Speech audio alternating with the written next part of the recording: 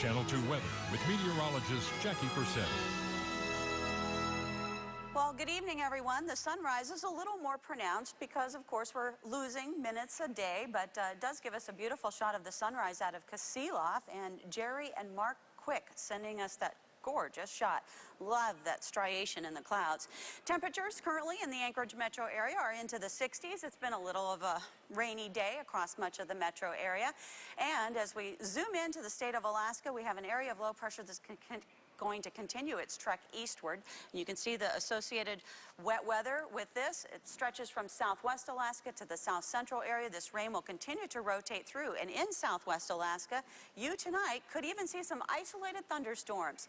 And even in those yellow areas, those are where the showers will become a little more heavy at times. And to the south central area, you can see where some of that heavier activity is, pushing out around Prince William Sound. It's mostly offshore, but it could affect some areas around Cordova and then toward Yakutat. We'll see some isolated showers, heavy at times, across sections of the Kenai Peninsula and the western side of the inlet.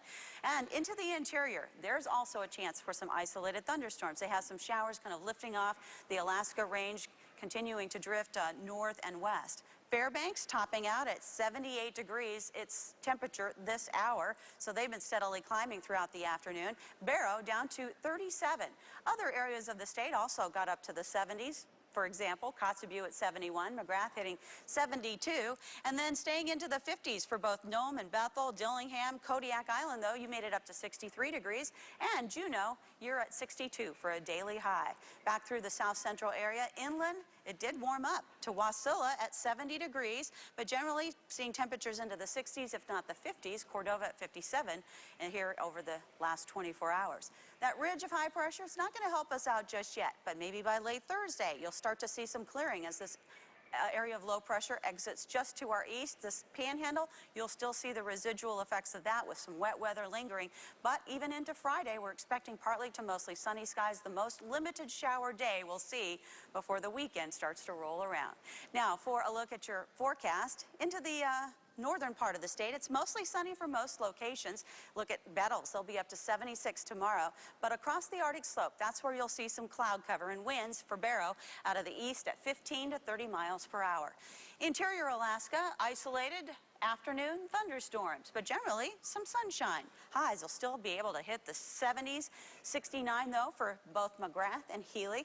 As you get into the west coast locations, mostly cloudy skies. You're going to continue to see this wet weather through tonight, and then we'll see a little bit of an improvement for tomorrow. However, Dillingham and King Salmon will still see winds out of the west 10 to 20, but gusts could hit 30 miles per hour, and some rain down through Adak, and it's still a possibility for you in Shemya.